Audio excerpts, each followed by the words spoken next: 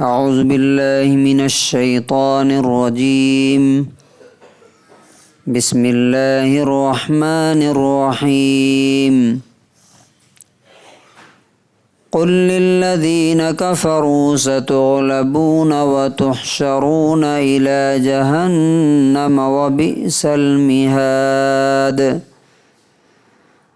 قد كان لكم آية في فئتين التقتا فئة تقاتل في سبيل الله وأخرى كافرة يرونهم مثليهم رأي العين والله يؤيد بنصره من يشاء ان فی ذلک لعبرۃ لأولی الابصار۔ یہ سورہ آل عمران کی آیت نمبر 12 اور 13 ہے۔ ہم آج سے انشاءاللہ یہ دیکھیں گے کہ یہ یہودی جو ہے، جیوز جو آج مسلمانوں پر ایسا ظلم کر رہے ہیں فلسطین میں، انہوں نے شروع سے کیا کیا ہے، ان کی پوری جو تاریخ ہے، جو ہسٹری، بلیک ہسٹری، انہوں نے خود قرآن میں ہے کہ نبیوں کو بھی قتل کیا، انہوں نے پروفٹس کو، اللہ کے نبیوں کو انہوں نے مارا۔ فریقاً کذبتم و فریقاً تقتلون، تو سوچئے جنہوں نے نبیوں کو مارا، عام لوگ کیا ہیں ان کے سامنے۔ تو ان کی بڑی لمبی دھوکہ اور فریب اور اس کی تاریخ رہی ہے، لیکن اب ہم لوگوں کو تھوڑا جاننا چاہیے۔ اللہ تبارک و تعالیٰ نے ہمیں کہا ہے کہ مسلمان ہوشیار اور چالاک ہونا چاہیے، اسے معلوم ہونا چاہیے اس کے دشمن کون ہیں اور ان کی ہسٹری کیا رہی ہے۔ تو یہ جو 2 آیت ہے خاص طور سے ان یہودیوں کے بارے میں ایک اللہ تبارک و تعالیٰ نے اس میں دھمکی دی تھی۔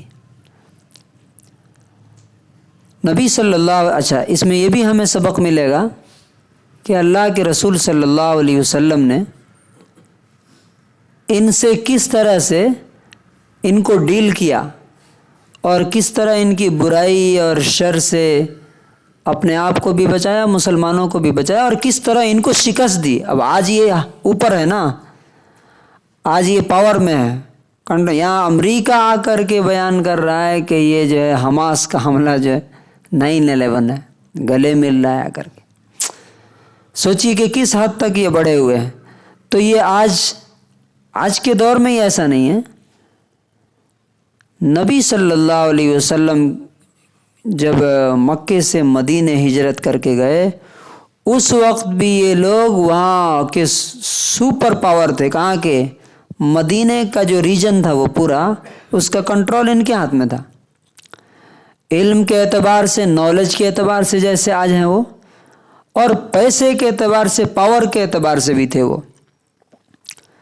تو یہ کیا کرتے تھے کہ جو مدینہ کے جو اصل باشندے تھے، اوس اور خزرج 2 بڑے بڑے قبیلے تھے، ان کو آپس میں لڑاتے رہتے تھے اور لڑا کر کے اپنی حکومت رکھتے تھے۔ تو جب نبی صلی اللہ علیہ وسلم وہاں گئے تو ان کے ساتھ آپ نے ایک پیس ٹریٹی کیا، ایک معاہدہ کیا۔ اس میں یہ طے ہوا کہ ہم سب مل کر کے رہیں گے، اور باہر سے کوئی حملہ کرے گا، تم پر حملہ کرے گا تو ہم ڈیفینڈ کریں گے، ہم لڑیں گے، اور ہم پر اگر حملہ کرے گا تو تم ڈیفینڈ کرو گے، تم ہمارے ساتھ لڑو گے۔ لیکن چونکہ وہ سانپ کی فطرت کیا ہے؟ ڈسنا ہے، تو وہ اپنی فطرت سے باز نہیں آئے گا۔ تو انہوں نے شروع کیا، بدماشی شروع کی۔ یہ کیا کرتے تھے کہ اب اس کا ایک چھوٹا سا نمونہ میں آپ کو بتاتا ہوں۔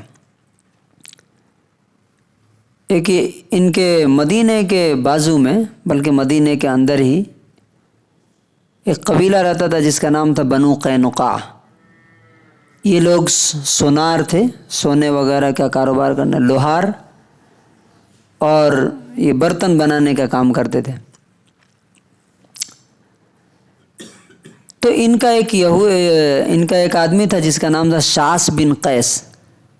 ایک بار وہ مسلمانوں کو محلے سے گزرا تو دیکھا کہ اوس اور خزرج جو پہلے لڑتے تھے آپس میں ایک دوسرے کو قتل کرتے تھے، بھائی بھائی بن کے بیٹھے ہوئے ہیں۔ تو اس کا دل جل گیا، اس نے کہا کہ میں ان کو لڑاؤں گا۔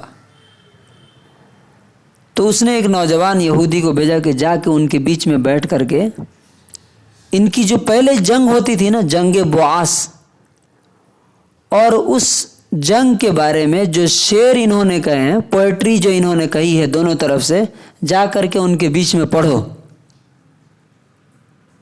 وہ آیا اور اس نے ان کے بیچ میں وہ جنگ میں جو شعر کہے، ظاہر بات ہے کہ جنگ میں اگر دو گروپ ہے تو ایک دوسرے کو ذلیل کرتا ہے، دوسرا اس کو ذلیل کرتا ہے۔ اس نے پڑھنا شروع کیا۔ اب وہ دونوں کے درمیان جو ہے نا آوازیں اٹھنی شروع ہوئی، یہاں تک انہوں کہنے لگے کہ وہ جنگ آج بھی ہم لڑنے کو تیار ہیں، چلو نکلتے ہیں۔ اور سارے کے سارے وہ دونوں قبیلے کے لوگ ہتھیار لے کر کے چلے گئے باہر کہ آؤ مقابلہ کرتے ہیں، وہ جنگ پھر سے ہم جوان کر دیں گے۔ اور قریب تھا کہ دونوں مسلمان لڑ کر کے قتل ہو جائیں، مر جائیں۔ نبی صلی اللہ علیہ وسلم کو پتہ چلا، آپ بھاگ کر کے آئے اور آپ نے کہا کہ میرے رہتے ہوئے تم ایسا کر رہے ہو، اللہ سے ڈرو اور ایسا نہ کرو۔ چنانچہ نبی صلی اللہ علیہ وسلم کے کہنے پر وہ لوگ ٹھنڈے ہوئے اور روتے ہوئے ایک دوسرے کے گلے مل گئے۔ یہ ان کی یہ تھی کہ یہ کیوں آپس میں ایک ہے، اور آج بھی ان کی یہی ہے۔ لیکن جب 2 ہجری میں یعنی نبی صلی اللہ علیہ وسلم کے مکے سے مدینے جانے کے دوسرے سال مکے والوں سے جنگ ہوئی اور مسلمانوں نے سمجھے کہ عرب کے سپر پاور کو ڈیفیٹ کر دیا، ہرا دیا، تو اب ان کے دل میں اور آگ لگ گئی۔ کیوں؟ کہ یہ مسلمان کیوں جیت گئے ان سے؟ تو انہوں نے اپنی شرارت اور تیز کر دی۔ تو رسول اللہ صلی اللہ علیہ وسلم نے بدر سے جانے کے بعد ان سب کو جمع کیا ان کے محلے میں جا کر کے۔ اب دیکھیے، جمع کرنے کے بعد ان کو کہا کہ سنو، تم مکے والوں سے سبق لو۔ یہ کہتے تھے کہ ہم سے کون جیتے گا، اللہ تعالیٰ نے ان کو سبق سکھایا، اگر تم نے اپنی شرارت نہیں چھوڑی تو تمہارے ساتھ بھی یہی ہوگا۔ تو معلوم انہوں نے کیا جواب دیا؟ کہا کہ محمد صلی اللہ علیہ وسلم، یہ تم اناڑیوں سے اور جنگ نہ جاننے والوں سے تمہارا پالا تھا، ہم سے جس دن پالا پڑے گا، تمہارا مقابلہ ہوگا، اس دن پتہ چلے گا کہ ہم کون ہیں، ہم تیار ہیں لڑنے کے لیے۔ دھمکی دے دی، لیکن رسول اللہ صلی اللہ علیہ وسلم نے اگنور کر دیا، واپس چلے آئے۔ اس کے بعد کیا ہوا کہ ایک عورت دودھ بیچنے گئی اس محلے میں اور ایک سونار کے پاس گئی۔ اس سونار نے کہا کہ تم چہرہ کھولو اپنا دیکھیے۔ اس نے منع کیا تو ایک یہودی نے کیا کیا کہ اس کا کپڑا جو ہے پیچھے سے اٹھا کے باندھ دیا اوپر، وہ اپنا سامنے دیکھ رہی تھی۔ جب اٹھی تو اس کا پورا شرمگاہ کھل گیا، بے پردہ ہو گئی۔ اب وہ سب ہنسنے لگے۔ اس عورت نے چیخ و پکار کیا تو ایک مسلمان نے آ کے اس یہودی کو مار ڈالا، پھر انہوں نے مل کر کے اسے مار دیا۔ اب یہ خبر جب نبی صلی اللہ علیہ وسلم کے پاس پہنچی تو اب آخری ہو چکا تھا یہ۔ آپ نے صحابہ کرام کو کہا کہ چلو اب گئے تو وہ بولے تھے نا کہ ہم سے جب مقابلہ ہوگا تب پتہ چلے گا، تم نے مکے والوں کو ہرا دیا تو مت سمجھنا کہ ہمیں ہرا دو گے۔ لیکن جب نبی صلی اللہ علیہ وسلم صحابہ کرام کو لے کر کے آئے تو بھاگ کر کے جا کر کے وہ اپنے قلعے میں چھپ گئے، میدان میں نہیں آئے۔ کیوں؟ اس لیے کہ دنیا میں سب سے زیادہ زندگی سے اگر کوئی قوم محبت کرتی ہے تو وہ یہودی ہے۔ نبی صلی اللہ علیہ وسلم نے ان کے پورے شہر کو گھیر لیا، 15 دن تک گھیر کر کے رکھا۔ 15 دن کے بعد انہوں نے ہاتھ جوڑا کہ اب آپ جیسا کہیں گے ویسا ہم کریں گے، ہم ہتھیار ڈالتے ہیں۔ تو نبی صلی اللہ علیہ وسلم کا پلان تھا کہ ان سب کو قتل کر دیا جائے، اس لیے کہ یہ رہیں گے تو یہ فتنہ برپا کریں گے جیسے آج کر رہے ہیں۔ لیکن عبداللہ بن ابی جو منافقوں کا سردار تھا، اس نے کہا کہ یہ ہمارے پرانے زمانے کے دوست ہیں، آپ ان کو ایک جھٹکے میں ختم کر دیں گے۔ نبی صلی اللہ علیہ وسلم کا ایسا کپڑا پکڑ لیا اس نے کہ ہم چھوڑیں گے نہیں آپ کو جب تک کہ آپ ان کو معاف نہیں کریں گے۔ تو نبی صلی اللہ علیہ وسلم نے مجبوراً ان کو معاف کیا، لیکن کہا کہ تم یہاں سے نکل جاؤ۔